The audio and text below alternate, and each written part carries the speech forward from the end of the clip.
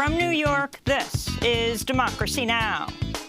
So let me be as honest and clear as I possibly can. Donald Trump is the wrong president for our country. He has had more than enough time to prove that he can do the job, but he is clearly in over his head. He cannot meet this moment. He simply cannot be who we need him to be for us. It is what it is. Former First Lady Michelle Obama delivers a searing critique of President Trump on the opening night of the virtual Democratic National Convention. We'll air highlights, including the remarks of an Arizona Latinx woman whose father died of COVID-19 in June. My dad was a healthy 65-year-old. His only pre-existing condition was trusting Donald Trump, and for that, he paid with his life. Plus, we hear Senator Bernie Sanders address to the nation. Nero fiddled while Rome burned. Trump golfs. His actions fanned this pandemic, resulting in over 170,000 deaths and a nation still unprepared to protect its people. We'll also speak to former presidential candidate Julian Castro, who was not invited to speak in prime time at the DNC.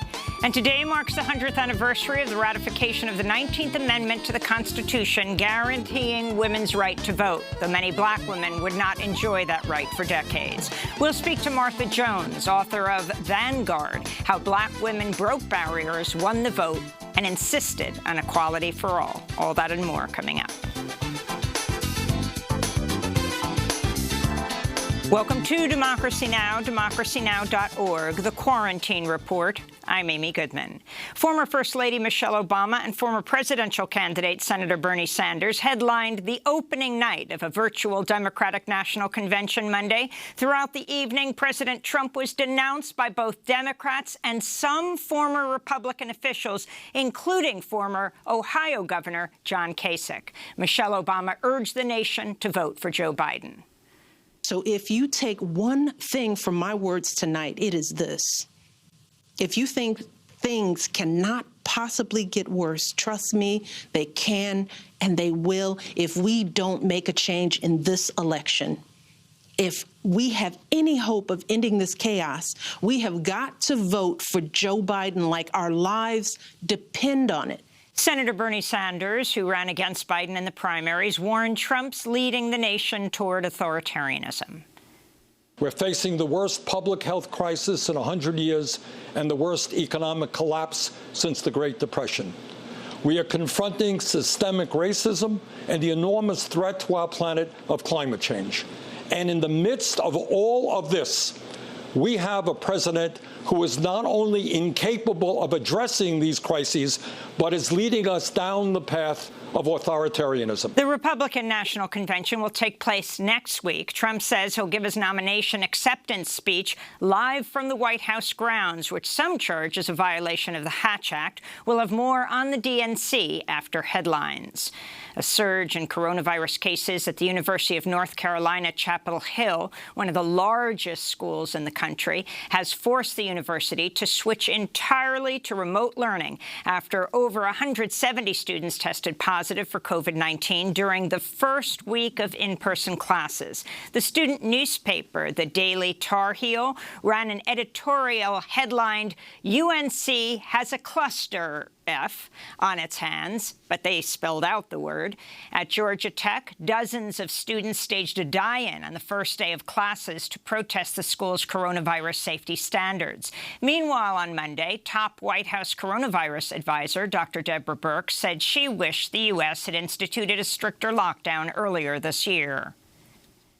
I wish that when we went into lockdown, we looked like Italy. But when Italy locked down, I mean, people weren't allowed out of their houses. And they couldn't come out but once every 2 weeks to buy groceries for 1 hour. And they had to have a certificate that said they were allowed. Americans don't react well to that kind of prohibition. Meanwhile, data shows the number of Black and Latinx participants in coronavirus vaccine trials is very low, even though Black and Latinx communities are disproportionately hit by the virus. Researchers say this disparity could delay the development of a vaccine. In international news, another 684 people have died in Brazil from COVID-19, bringing the death toll to nearly 109,000, the second highest in the world after the United States. On Monday, dozens of indigenous protesters blocked a major highway in the Amazon to push the Brazilian government to do more to protect indigenous communities during the pandemic.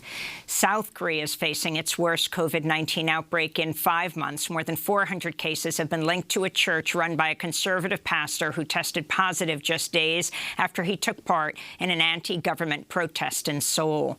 Meanwhile, a 6.6 magnitude earthquake that hit Masbate province in central Philippines earlier today, killing at least one person, caused significant damage to a coronavirus quarantine center. The Philippines, which has the highest caseload in Southeast Asia with nearly 170,000 cases, is easing a second lockdown on its capital, Manila, starting this week. Postmaster General Louis DeJoy has agreed to testify before Congress next week amidst the uproar over changes at the U.S. Postal Service that Democrats say are designed to interfere with the November election by making it harder to vote by mail. Louis DeJoy is a mega donor for President Trump. House Democrats are planning to return to Capitol Hill on Saturday to vote on legislation blocking the recent changes. Over a dozen states are now expected to sue the Trump administration, and California Congressmember Ted Lieu is calling on the FBI to launch an investigation into the slowing down of the mail. In the Netherlands, a UN-backed court is handing down its long-awaited ruling over the 2005 killing of former Lebanese Prime Minister Rafik al-Hariri. 4 men have been on trial for the truck bomb assassination, which had been attributed to Hezbollah, though it has denied involvement. The trial chamber is of the view that Syria and Hezbollah may have had motives to eliminate Mr. Hariri and some of his political allies. However, there was no evidence that the Hezbollah leadership had any involvement in Mr. Hariri's murder, and there is no direct evidence of Syrian involvement in it. The verdict was originally scheduled for earlier this month, but was postponed due to the catastrophic explosion at the port of Beirut on August 4th. In Chile, protests continue in solidarity with Celestino Cordova, an indigenous Mapuche spiritual leader who's been on a hunger strike for over 100 days, demanding he be transferred from prison to house arrest due to the coronavirus pandemic. The United Nations High Commissioner for Human Rights recently sent an investigative unit to the region of Araucania to visit Cordova, who's currently hospitalized in critical condition. He's serving an 18-year sentence for his alleged role in the arson death of 2 landowners in 2013, but his defenders say the charges are politically motivated. In Spain, the royal family confirmed Monday former King Juan Carlos has been living in the United Arab Emirates since August 3rd. His whereabouts were unknown to the public since going into exile earlier this month amidst a growing corruption scandal around his involvement with a Saudi rail contract for which he reportedly received $100 million. Juan Carlos abdicated the throne in 2014 amidst another corruption scandal. He is the father of the current King Felipe. Back in the United States, the Trump administration finalized plans Monday to open up the Arctic National Wildlife Refuge, one of the world's last pristine wilderness regions, to oil and frack gas drilling. The Arctic Refuge is rich in biodiversity and has been home to indigenous people for thousands of years. The move will allow oil and gas rights to be auctioned off across more than 1.5 million acres of the Arctic Refuge coastal plains. Interior Secretary David Bernhardt is a former oil lobbyist who's been accused of ethics violations and making policy decisions that directly benefited former clients. In California, the thermometer in Death Valley hit 130 degrees Fahrenheit Sunday, which may be the highest temperature ever recorded on Earth. Scientists are working to confirm the reading, but say the increase in record-breaking temperatures around the world is due to global heating. This comes as California is battling 30 wildfires amidst a record-breaking heat wave. Scientists have found Greenland's ice sheet heat has shrunk past the point of return, even if global efforts are enacted to slow down the climate catastrophe. The melting of Greenland's ice is steadily pushing sea levels higher as records show the Arctic is warming at least twice as fast as the rest of the world. One of the authors of the recent study in the journal Nature Communications, Earth and Environment said, quote, Greenland is going to be the canary in the coal mine, and the canary is already pretty much dead at this point. The former chief of staff at the Department of Homeland Security under President Trump has publicly endorsed Joe Biden for president. In a video for Republican voters against Trump, Miles Taylor said Trump wanted to exploit DHS to fuel his own agenda. Things he wanted to do not only were impossible, but in many cases illegal. He didn't want us to tell him it was illegal anymore because he knew that there were, and these were his words, he knew that he had magical authorities. He was one of the most unfocused and undisciplined senior executives I've ever encountered. A warning to our audience. The following story contains graphic footage of police violence. In Minnesota, newly released video sheds light on the events leading up to George Floyd's killing by Minneapolis police officer on May 25th. The body camera footage shows then-Officer Tutau confronting a crowd of bystanders that grew increasingly vocal and angry as they watched Officer Derek Chauvin pressing his knee into Floyd's neck for over 9 minutes. Officer Tao ignored the protests of onlookers and repeatedly forced them back onto the sidewalk. Back off! Get off the street before you run. Okay, you in those. Get off the street. He's not responsive right now, bro. Does he have a pulse? No, bro, look at him. He's not responsive right now, bro. Tu Tao and 2 other officers face charges of aiding and abetting second-degree murder carried out by Officer Derek Chauvin. In Louisiana, a parole board has set an October hearing for Fair Wayne Bryant, a 62-year-old black man who was sentenced to life in prison for the 1997 burglary of hedge clippers.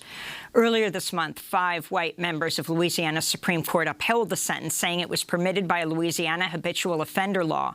In a scathing dissent, the court's only black member, Chief Justice Burnett Johnson, blasted mandatory minimum sentences under the law as a modern manifestation of segregationist legislation passed after the Civil War. In North Carolina, the state Supreme Court has reinstated a life sentence for Marcus Robinson, a 47-year-old black man who'd been sentenced to death for a 1994 murder. Robinson successfully employed North Carolina's Racial Justice Act to show race was a significant factor in his death sentence. And in Texas, the Austin City Council's redirecting $250,000 from its police department to support a program offering logistical services for abortion access. And those are some of the headlines. This is Democracy Now!, democracynow.org, The Quarantine Report. I'm Amy Goodman in New York with my co-host Juan González, joining us from his home in New Brunswick, New Jersey. Hi, Juan. Hi, Amy, and welcome to all of our listeners and viewers across the country and around the world. Well, former First Lady Michelle Obama and former presidential candidate Senator Bernie Sanders headlined the opening night of the virtual Democratic National Convention Monday.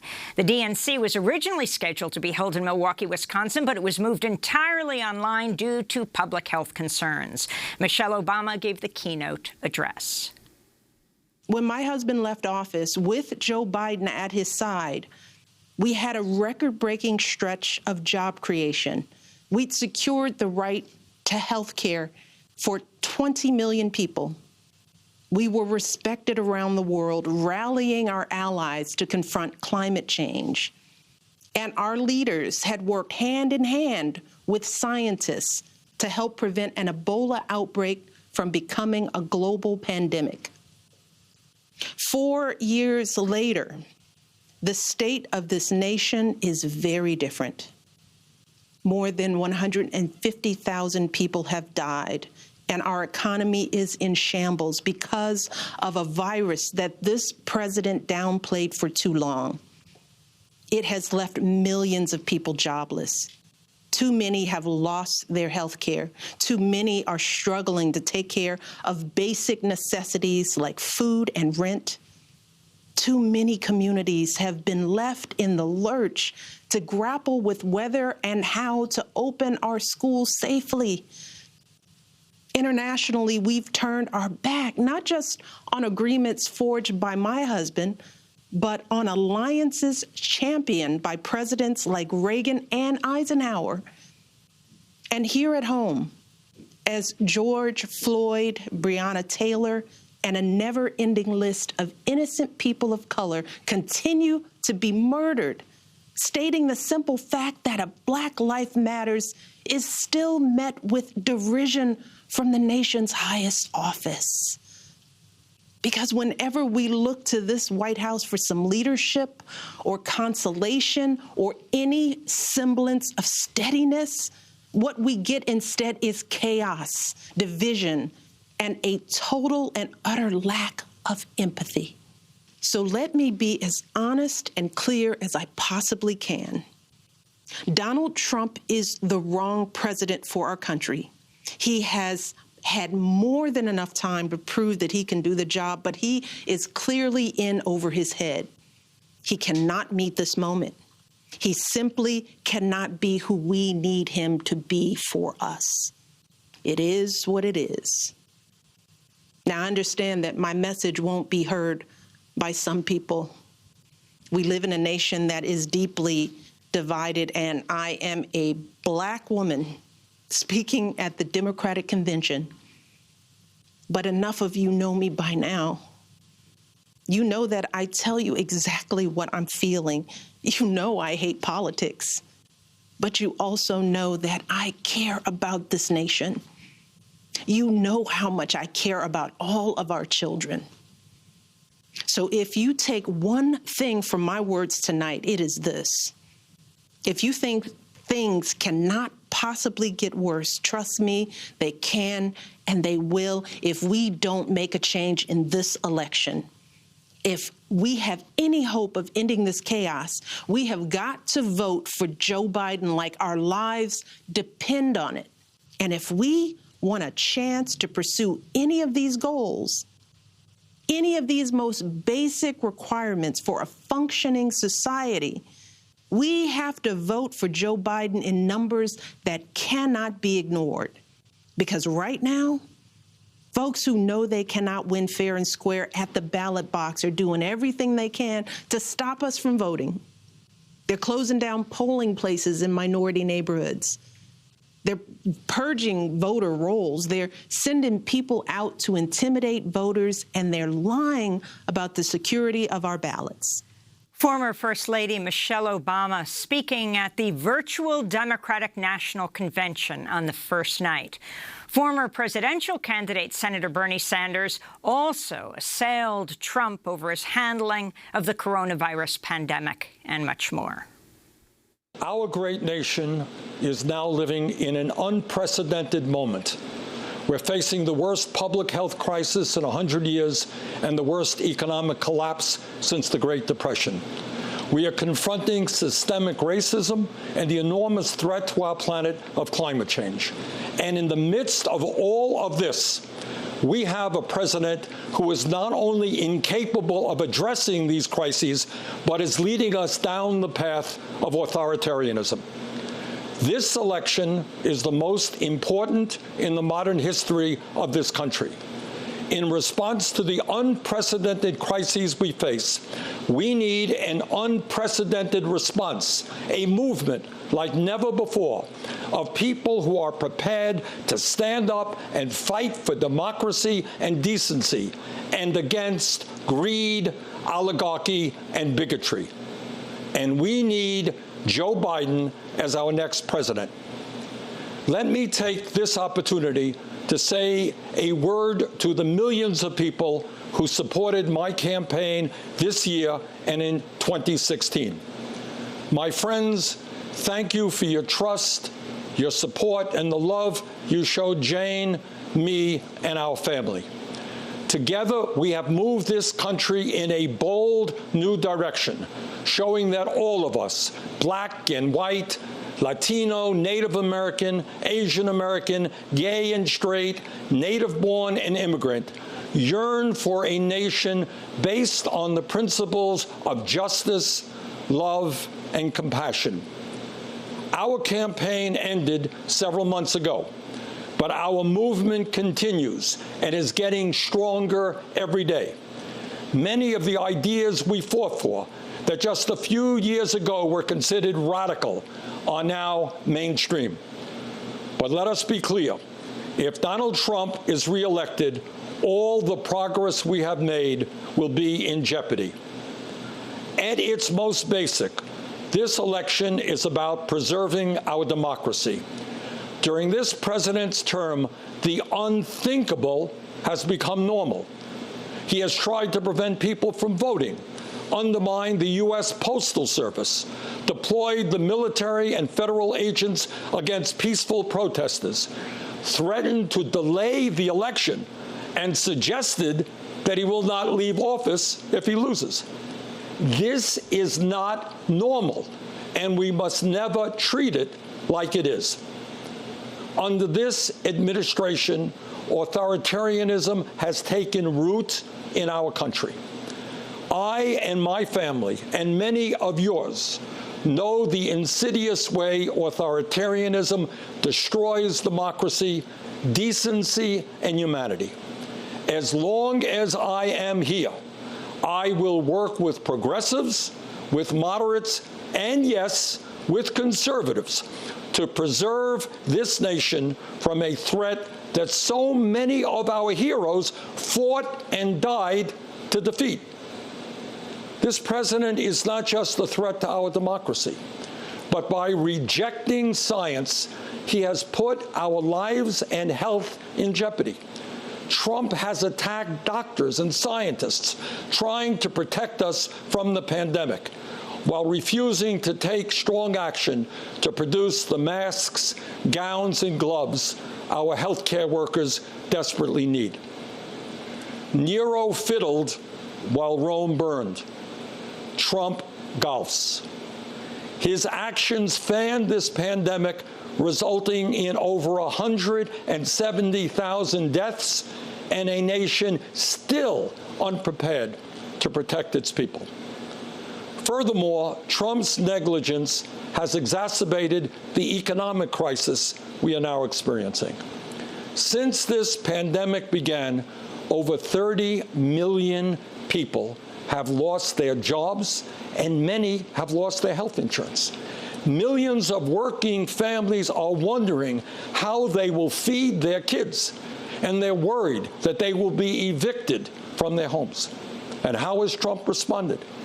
Instead of maintaining the $600 a week unemployment supplement that workers were receiving and the $1,200 emergency checks that many of you received, instead of helping small businesses, Trump concocted fraudulent executive orders that do virtually nothing to address the crisis while threatening the very future of Social Security and Medicare. But the truth is that even before Trump's negligent response to this pandemic, too many hardworking families have been caught on an economic treadmill with no hope of ever getting ahead. Together, we must build a nation that is more equitable, more compassionate, and more inclusive. I know that Joe Biden will begin that fight on day one. Let me offer you just a few examples of how Joe will move us forward. Joe supports raising the minimum wage to $15 an hour. This will give 40 million workers a pay raise and push the wage scale up for everyone else. Joe will also make it easier for workers to join unions, create 12 weeks of paid family leave, fund universal pre-K for 3- and 4-year-olds, and make child care affordable for millions of families. Joe will rebuild our crumbling infrastructure and fight the threat of climate change by transitioning us to 100% clean electricity over the next 15 years. These initiatives will create millions of good-paying jobs all across our country. As you know, we are the only industrialized nation not to guarantee health care for all people. While Joe and I disagree on the best path to get universal coverage. He has a plan that will greatly expand health care and cut the cost of prescription drugs. Further, he will lower the eligibility age of Medicare from 65 down to 60. To help reform our broken criminal justice system, Joe will end private prisons and detention centers, cash bail, and the school-to-prison pipeline. And to heal the soul of our nation, Joe Biden will end the hate and division Trump has created. He will stop the demonization of immigrants, the coddling of white nationalists, the racist dog whistling, the religious bigotry, and the ugly attacks on women. My friends, I say to you, to everyone who supported other candidates in the primary, and to those who may have voted for Donald Trump in the last election, the future of our democracy is at stake. The future of our economy is at stake. The future of our planet is at stake. We must come together, defeat Donald Trump, and elect Joe Biden and Kamala Harris as our next president and vice president. My friends, the price of failure is just too great to imagine. Thank you. Former presidential candidate Senator Bernie Sanders participating in the virtual Democratic National Convention. When we come back, we'll speak to another former presidential candidate, Julian Castro. Unlike many of his rivals, he was not given a primetime speaking spot at the convention. He recently lost his mother to COVID-19, first her stepmother to COVID-19. But first, we'll hear from a young Mexican-American woman who did address the convention. She lost her father to COVID in June. Stay with us.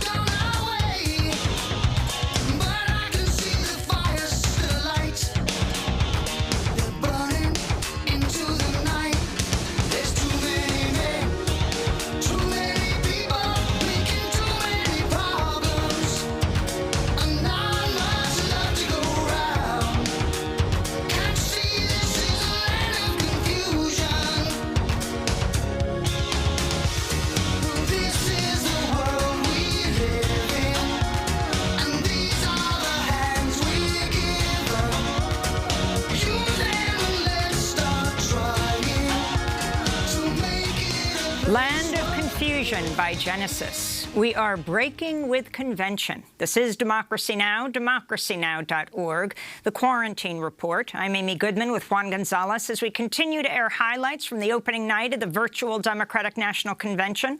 One of the most moving speeches was delivered by a young Mexican-American woman whose father died of COVID-19 in June in Arizona. I'm Kristen Urquiza. I'm one of the many who has lost a loved one to COVID. My dad, Mark Anthony Urquiza, should be here today, but he isn't. He had faith in Donald Trump. He voted for him, listened to him, believed him and his mouthpieces when they said that coronavirus was under control and going to disappear, that it was okay to end social distancing rules before it was safe, and that if you had no underlying health conditions, you'd probably be fine. So in late May, after the stay-at-home order was lifted in Arizona, my dad went to a karaoke bar with his friends. A few weeks later, he was put on a ventilator. And after 5 agonizing days, he died alone in the ICU with a nurse holding his hand. My dad was a healthy 65-year-old. His only pre-existing condition was trusting Donald Trump, and for that, he paid with his life. I am not alone. Once I told my story, a lot of people reached out to me to share theirs. They asked me to help them keep their communities safe, especially communities of color which have been disproportionately affected. They asked me, a normal person, to help because Donald Trump won't. The coronavirus has made it clear that there are two Americas: the America that Donald Trump lives in and the America that my father died in. Enough is enough. Donald Trump may not have caused the coronavirus, but his dishonesty and his irresponsible actions made it so much worse. We need a leader who has a national, coordinated, data-driven response to stop this pandemic from claiming more lives and to safely reopen the country. We need a leader who will step in on day one and do his job, to care.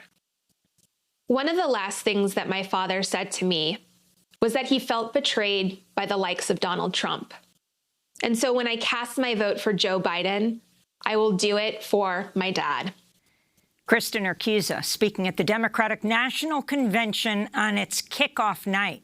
As the DNC began the four-day convention Monday night with a focus on racial justice and President Trump's mishandling of the coronavirus crisis, the Democratic Party faced criticism for a lack of diversity in its primetime lineup, with only a handful of Latinx speakers and no Muslim speakers, while Republicans like former Ohio Governor John Kasich were given slots.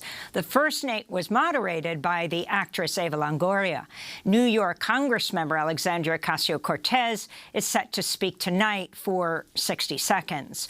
For more, we're joined by former Democratic presidential candidate Julian Castro, the only Latinx candidate who was in the race.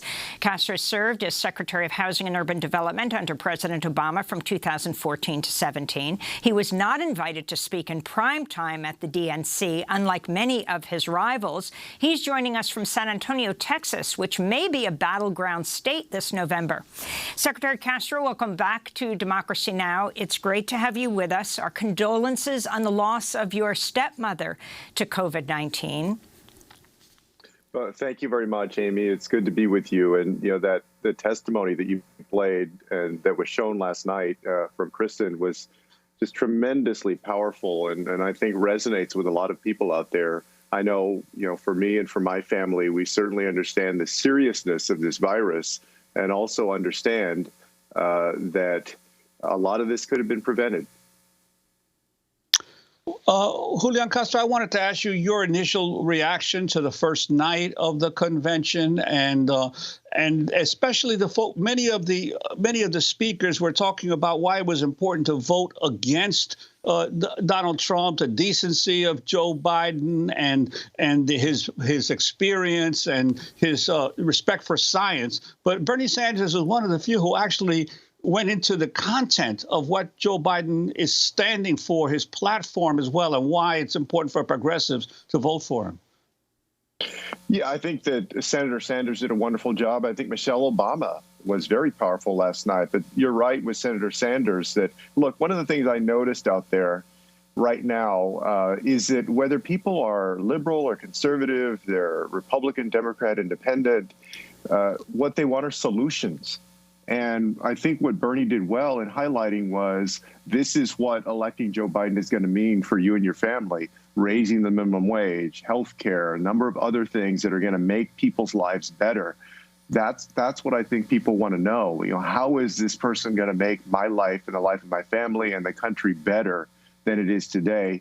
I think we've gotten to a point that because there's so much back and forth on cable news, because people are so polarized, that folks that don't love politics, that don't follow it all the time, they tend to shy away from it even more than usual right now, shy away from that conversation. And the best way, I think, to get their attention is to say, okay, well, this is how it's going to be different in a positive way. And he did that, which was great. I also wanted to ask you, one of the big issues of the night and obviously of this election season is the issue of the right to vote, whether it's under assault or not, and also the issue of mail-in ballots. Now, there was a recent poll that shows that in your state of Texas, a majority of Latinos would prefer to vote in person rather than by mail-in ballot. I'm wondering your sense of this issue, and are there, independently of what you may think of President Trump, are there some concerns about all mail-in ballot in terms of being able to assure the integrity of the vote? Well, look, what I believe is that people should have options during this time period. They should not have to choose between their right to vote and risking their health. So universal mail-in ballot should be available. If there is in-person voting, if that is going to be an option as well, that be made as safe as possible. Because you're right, growing up here in a largely Mexican-American community in San Antonio, I can tell you, I mean, what I would hear along the way is, oh, I'm not going to vote early. I'm going to vote on election day. I'm going to go vote in person. And so this practice kind of precedes the controversy that we're having around mail-in balloting. At the same time, we can't ignore the fact, of course, that this president is trying to suppress the vote as a strategy to rig this election and win. And so there are going to be a lot more people that want to use the mail to cast their ballot this time. And there are states like Colorado that rely on universal mail-in balloting as their sole form of the way to vote. We have to make sure that the post office is well invested in, that it is functioning properly, that it can handle a greater volume than usual of mail-in ballots. The brothers of George Floyd led a moment of silence during Monday night's Democratic National Convention in honor of their brother and other victims of police violence. This is Philonis Floyd. My brother George was selfless. He always made sacrifices for his family, friends, and even complete strangers. George had a giving spirit, a spirit that has shown up on streets around our nation and around the world. People of all races, all ages, all genders, all backgrounds, peacefully protesting in the name of love and unity. It's a fitting legacy for our brother, but George should be alive today. Breonna Taylor should be alive today. Ahmaud Arbery should be alive today. Eric Garner should be alive today. Stephon Clark, Tatiana Jefferson, Sandra Bland, they should all be alive today. So it's up to us to carry on the fight for justice. And with that, they went to a moment of silence at the convention. Another part of the DNC last night, Joe Biden in conversation with a number of people, including Gwen Carr, the activist and mother of Eric Garner. This is part of what they said. Most cops are good, but the fact is the bad ones have to be identified and prosecuted and out, period. Gwen, how are you doing? Oh, well, I'm doing pretty well as can be expected. You know, I'm sure that the words of George Floyd, "I can't breathe," were not new to you, and they echo in your mind every single day. 6 years ago when your son died. But we can't let this keep happening. What do you think the next thing we have to do, Gwen? Well, first of all, I know when my son was murdered, there was a big uprising, but then it settled down. We can't let things settle down. We have to go to the politicians and we have to hold their feet to the fire, because otherwise the big uprising is not going to mean a lot. So I'm just asking that if you become the president, that you make sure that we get national law as well as state and local law, especially when it comes to police brutality, because that has been an age-old problem. Well, I may be kidding myself, but I think the people are ready. I think people are ready. We just got to keep pushing. We can't let up. So that is Joe Biden speaking to Gwen Carr, the mother of Eric Garner. Julian Castro, I think you had the earliest plan for dealing with police. Can you lay that out and what you think the Democratic candidates need to do right now, what Joe Biden needs to do to deal with this critical issue of police brutality? Well, I mean, first, Amy, I would say I was very glad to see that exchange last night, and the fact that Vice President Biden and the campaign are dealing squarely with this issue, not shying away from it, not walking away from it, not letting up on it. What Gwen said there, that we can't let it settle back down. I thought those were some of the most powerful words in the entire convention from last night, because that's usually what happens. Fortunately, Vice President Biden, very early on, after the murder of George Floyd, put forth a series of policy proposals, from banning chokeholds to a national use of force standard to more transparency, that he called a down payment on change. Many of those are reflected in the George Floyd Justice and Policing Act that the House of Representatives passed. On top of that, I'm glad to see local communities across the country that are, engaging in deeper thinking about investing in mental health counseling, social workers, housing opportunity, because so many of the calls that police officers are asked to respond to are for people that are homeless or have a mental health issue, that they don't need an armed cop. The vast majority of them are not violent. What they need is they need services so that they can get on to a better life.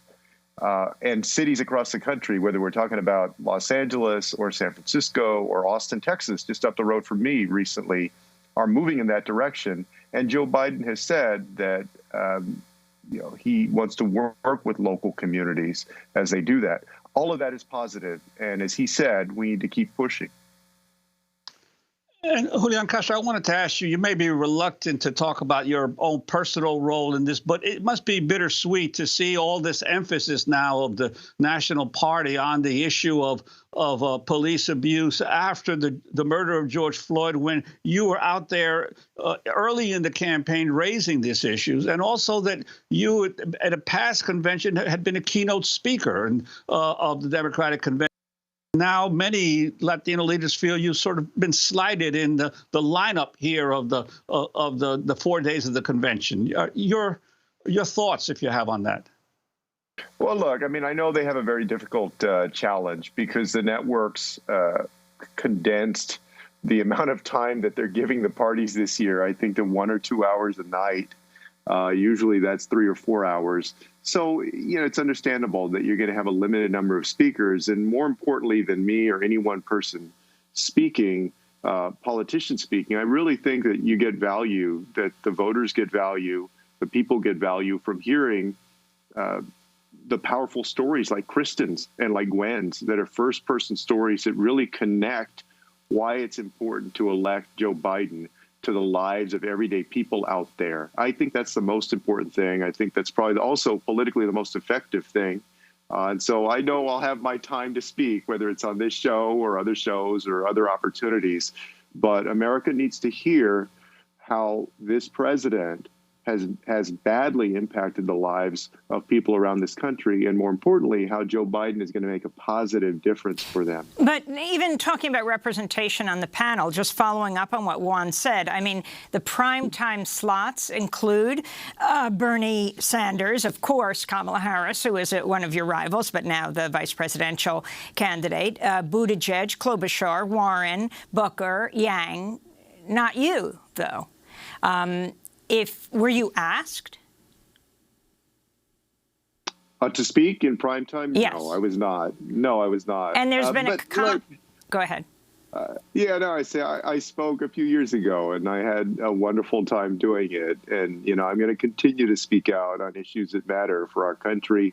And also, most importantly, I'm going to do my part to help ensure that Joe Biden gets elected and we defeat Donald Trump in November. I agree with you on the issue of representation. Last week, I think the count had been that there were 35 primetime speakers, and only 3 of them were Latinx. And I raised, a concern about that. And also at that time, a lack of representation among Native Americans and Muslim Americans, because I don't believe that represented the beautiful coalition that Democrats have put together. Fortunately, in the days since then, over the weekend, there were announcements that were made that were, I think, much more diverse, which is a positive. And when you actually look at the programming, the non-politicians that are speaking, which I think people maybe even pay attention to more, they're very diverse. Whether it's the family of George Floyd or Kristen, the young woman who gave testimony about her father passing from COVID-19, that's very important. But, you know, the polls do show, for example, Texas Hispanics favor Joe Biden, but Donald Trump will still lead statewide electorate in presidential race. Just one headline. How should that be addressed, Julian Castro? What can Joe Biden do? What does he have to watch out for? What he has to make sure he doesn't ignore, for example, like immigration? Well, when it comes to the Latino community, I think that the campaign needs to continue to invest in voter outreach, registration efforts, speak to the issues that matter. And, you know, just recently the campaign released a Latino agenda for America, which I thought was a good thing to do and will resonate. But also, you know, all of the issues that people care about, healthcare, about small business, about educational opportunity for their kids, addressing the fact that the Latinx community and all the other vulnerable communities have been the hardest hit during this pandemic. And, you know, Joe Biden has been squarely addressing many of those issues, and I'm sure the campaign will continue to do that. On top of that, it's going to require a lot of other work from the nonprofit organizations that do voter registration, like Voto Latino and a number of others, to get folks out in what is going to be a very unusual year in terms of the mechanics of voting. You famously said to Biden, I've learned the lessons of the past, but you haven't. Do you think he has now? I've been pleased with what Vice President Biden has put out in terms of his immigration plan and then also on health care. You know, he and I did have our conversations on the debate stage, and that's the nature of a primary debate, right? You're going to go back and forth on how you differ. And I don't expect that everybody, you know, I support is going to agree with me completely. If they agreed with me completely, I would be that candidate, right? But what I think is important for folks to realize out there, and now I'm speaking, you know, directly to the Latinx community, is that it's night and day with Joe Biden versus Donald Trump. Donald Trump has been the cruelest, most ill-intentioned president when it comes to not only immigrants and migrants, but the broader Latino community, scapegoated the community, otherized the community, uses it as a political piñata. And Joe Biden is somebody who brings compassion, who brings understanding. And most importantly, because what you want to judge politicians on is, okay, what are you going to do and what is your track record? Has a track record of expanding opportunity with Barack Obama, the Affordable Care Act expanded health care to 4 million, more than 4 million Latinx folks in this country, on educational opportunity, on violence against women, on housing opportunity. I remember going to Delaware with him, I think it was Veterans Day of 2016, and marking the effective end of veteran homelessness there in Wilmington and seeing how much that meant to him. So this is somebody that is going to work to make life better for everybody in this country in a way that Donald Trump, as Michelle Obama pointed out, Donald Trump just isn't up to it and doesn't want to do it. And Julian Castro, just our final few moments that we have, I'm wondering your assessment, going back to Texas, the second most populous state in the nation, your assessment of Governor Greg Abbott's decision to reopen the state early on. And also, could you tell us about your thoughts for your future? Any possibility of a run for governor at some point? Yeah, you know, I mean, Greg Abbott has been in the same boat as Donald Trump and governors like Ducey in Arizona and DeSantis in Florida. It's this putting right-wing ideology over the public health and science. So when he reopened the state in early May, I mean, he made 3 mistakes: reopening too early. When they reopened, they didn't have the 2 things in place that public health experts tell us you need to have in place, which was robust testing and robust contact tracing. In fact, at the time, Texas ranked 48th per capita in terms of the number of the number of tests that were happening. And then third, when communities across the state begged the governor to be able to tailor their own safety precautions, require masks or do other things, the governor said, no, my order supersedes you. You can't do that. You opened up the bars and restaurants, and then basically made it worse here in the state of Texas for everybody, and has hurt the economy because of that. And admitted, for instance, that he made a mistake in opening the bars up too early. So it's just, we can't rely, in the middle of a global pandemic, you cannot rely on people that are putting their own political ideology and interests ahead of basic science and the public health. That is in nobody's interest. That's exactly what Greg Abbott has done. In terms of my future, this is the first time in a long time that I'm not aiming for any office. You know, after I got out of the Obama administration, I pretty much knew that I was going to probably run for president. Right now, I'm working on People First Future, which is an effort to support bold progressive candidates that are running up and down the ballot, from Congress down to school board, to help build a bench of progressives in our country. And I'm going to continue to use my voice to be supportive of Joe Biden and Kamala Harris and help get them elected. And then we'll see what happens, whether I jump back into politics at some point soon or just wait for a while. Right now, I don't feel compelled necessarily to jump right back in. Julian Castro, I want to thank you for being with us. Former 2020 Democratic presidential candidate, served as Secretary of Housing and Urban Development under President Obama. Prior to that, he was mayor of San Antonio, where he's speaking to us now. When we come back, today marks the 100th anniversary of the ratification of the 19th Amendment to the Constitution, guaranteeing women's right to vote, though many black women would not enjoy that right for decades. Stay with us.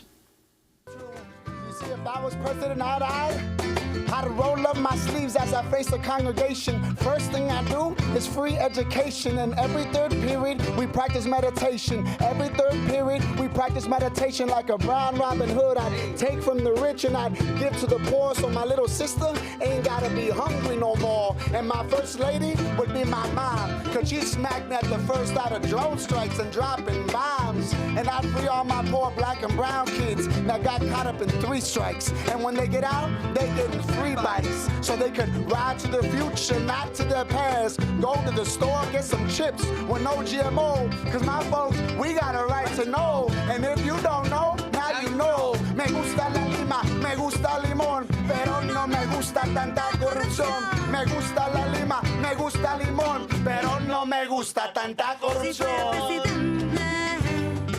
If I Was President by Las Cafeteras, performing here at Democracy Now!. Their song featured during the Democratic National Convention's Hispanic Caucus meeting yesterday. This is Democracy Now! I'm Amy Goodman with Juan González. We are breaking with convention. 100 years ago today, the 19th Amendment to the Constitution was ratified. It guaranteed women's right to vote, stating, "The right of citizens of the United States to vote shall not be denied or abridged by the United States or by any state on account of sex."